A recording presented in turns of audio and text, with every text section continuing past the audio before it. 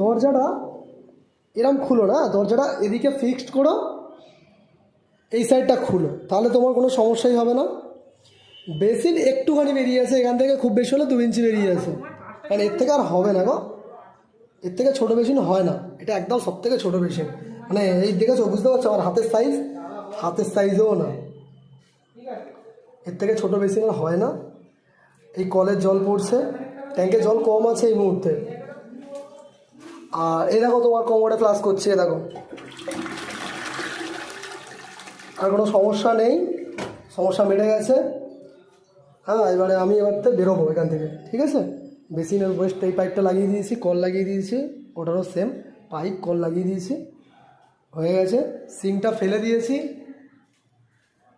সিঙ্কের ওয়েস্টটা নেই দাদার কাছে, তো দিতে পারলো না আমাকে আজকে, ঠিক আছে। উনি বললো উনি লাগিয়ে দেবে, ওকে।